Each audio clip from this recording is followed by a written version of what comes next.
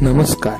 बाळूमामांचे जीवनचरित्र या ग्रंथामधील या व्हिडिओमध्ये आपण बाळूमामांना साधू पुरुषांनी काय आशीर्वाद दिला, ते साधू बाबा कोण होते, तसेच त्यांनी मामांची सत्व परीक्षा कशी घेतली हे पाहणार आहोत. त्यानंतर त्यांच्या सहकार्यांमुळे मामांना खोटे बोलावे लागले, त्याचा काय परिणाम झाला ते या व्हिडिओमध्ये बघणार आहोत. चला तर मामांच्या या कथेला सुरुवात करू.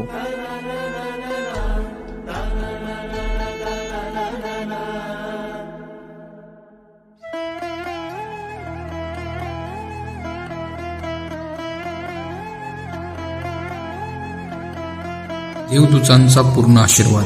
या जगात माणसाचे रूप धरून ईश्वर अवतारतो तेव्हा माणसाला आवश्यक ते शिष्टाचार तोही पाळतो. आई वडिलांची आज्ञा पाळणे, त्यांची सेवा करणे, सद्गुरूंना शरण जाणे, त्यांची आज्ञा पाळणे, त्यांची सेवा करणे, तीर्थयात्रा करणे, अशा प्रकारच्या क्रिया देवाला सुद्धा करून दाखवाव्या लागतात. बाळूमामा ऐन तारुण्यात होते, वय 20ही नव्हते.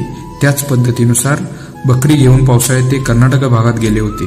तिकडे पाऊस फारच कमी झाला होता. श्रावण चालू असूनही रणरणते ऊन पडत होते. उगवतानाच पिके जळाली होती. मोठमोठ्या विहिरी कोरड्या पडल्या होत्या. दुष्काळाची भयानक चिन्हे जाणवत होती.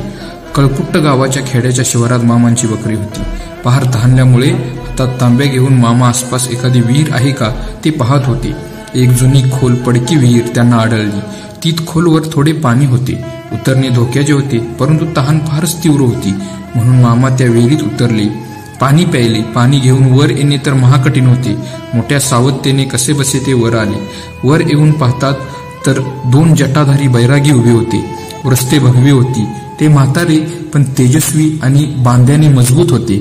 मामा समोर येताच बैरागी मामांना म्हणाले, बाळ, आम्ही तहानीने कासावीस झालेलो आहोत. आम्हाला कुठे पाणीच मिळेना.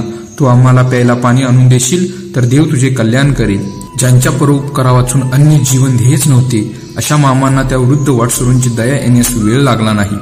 त्यांना थांबावयास सांगून मामा त्या विहिरीत उतरले. विशेष म्हणजे भरलेल्या पाण्याचा तांब्या घेऊन वर येताना आपला प्राणही त्यांनी धोक्यात घातला होता. अखेर थंडगार पाणी अतिथींना प्यावयास दिले. 2-4 वेळा पाणी आणण्याची मोठी सत्व परीक्षा झाली होती. मुलाची असामान्य निष्ठा पाहून बैरागी अगदी आनंदित झाले. ते प्रसन्न झाले. त्यांनी मामांच्या डोक्यावर आशीर्वादाचा हात ठेवला. मामांनी त्यांच्या पायावर आपले मस्तक ठेवून वंदन केले.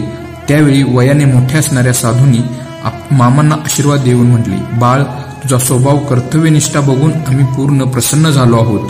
यापुढे तू जसे बोलशील तसे घडत जाईल. तू जे करण्याचे ठरवशील ते संपूर्णपणे यशस्वी आणि पूर्ण होईल. बघता बघता ते अलौकिक सत्पुरुष अदृश्य झाले. ते कोण होते मामांनाच ठाऊक. भगवान शंकर विष्णूंना गुरु मानतात, दैवत मानतात. कदाचित महाविष्णू आणि देवर्षी नारद असे दोघेजण साधूच्या वेशात आले असावेत. हा प्रसंग मामांनी पुढील आयुष्यात केवळ 1-2 एकनिष्ठ भक्तांजवळ बोलल्याचे सविस्तरपणे न सांगता सारांश रूपात सांगितल्याचे आढळते. मारुती गुंडू घाटके, मुक्काम पोस्ट कोलेवाडी, तालुका कागल या 80 वर्षीय वृद्ध भक्तांनी मामांच्या मुखातून हे ऐकले होते. तथापि ती गोष्ट कोठेही बोलता कामा नये अशी सक्त ताकीद त्यांना मामांनी दिलेली होती. आपल्या आनंदाच्या लहरीत मामा असामान्य असा अनुभव बोलून गेले होते. महापुरुष आपल्या तपाबद्दल बहुधा स्पष्ट कोठे बोलत नसतात, त्यामुळे त्यांच्या तपश्चर्येबद्दलचे गूढ वलय कायम असते. आपले पुण्य आणि तप आपल्या मुखाने बोलू नये असे शास्त्रग्रंथात सांगितले आहे. म्हणूनच त्यांनी असे सांगितले, खोट्या शपथेचे मोठे प्रायश्चित्त. एकदा बाळूमामा 10-20 धनगर मंडळीसह बकरी घेऊन एकत्र घेऊन बेळगाव भागात गेले. प्रवासात रस्त्याने जाताना 40-50 बाभळीच्या झाडांचे शेंडे या धनगरांनी बेंडले. 15 ते 20 किलोमीटर दूर बकरी गेली. संध्याकाळी त्या गावच्या शेतकऱ्यांनी बाभळीच्या झाडांची अवस्था पाहिली. बकऱ्याच्या अनुरोधाने ते शेतकरी सूर्योदयापूर्वी धनगर मंडळींजवळ आले. शेतकरी म्हणाले, आमची झाडे कोणी बेंडली? खरे बोलाल तर आम्ही गप्प राहू. तुम्ही झाडे बेंडली नसतील तर आमच्या गावच्या देवाचा अंगारा, तुमचा भंडारा, मेंढ्यांची लेंडी तुमच्यासमोर ठेवतो. तुम्ही शपथेवर सांगा. सर्वजण बायका मुलासह खरं बोला. धनगर मंडळींनी विचार केला की आपण खरे बोलू तर स्पष्ट गुन्हेगार ठरू, मग आपल्याला हे शिक्षा करतील. यामुळे सर्व धनगरांची खोटे बोलायचे ठरवून खोटी शपथ केली. यावेळी मामा एकटेच बकऱ्यांकडे बसले होते. शेवटी शेतकऱ्यांनी बाळूमामांना बोलवले. खोटी शपथ करणे मामांना अजिबात पसंत नव्हते, पण त्यांचा नाईलाज होता. मामांनी स्वतः देवाची खोटी शपथ घेतली. आलेले शेतकरी परत गेले. त्या दिवशी दुपारी 12 नंतर बेराडातील एक मुलगी आजारी पडली. तिला ताप भरला, डोके भयंकर दुखू लागले. संध्याकाळी ती मरण पावली. ती वार्ता मामांना सांगितली. मामांनी आपल्या डोक्याच्या फेट्याला 2 गाठी मारल्या, अंगठ्याला एक तिडा दिला व पटका धरून बसले. सकाळी मृत झालेली मुलगी झोपेतून उठावी त्याप्रमाणे उठली. तिने जांभई दिली, परंतु मामांनी पटक्याची गाठ सैल केली आणि ती मुलगी कायमची मरून पडली. खोट्या शपथेच्या त्या प्रसंगानंतर मामांनी म्हटले, रांडचो, तुम्ही सगळ्यांनी खोट्या शपथा घेतल्या, आता धोका होणारच. अशाप्रमाणे खोट्या शपथीचा परिणाम झाला. पुढील कथा आपण पुढच्या व्हिडिओमध्ये पाहू.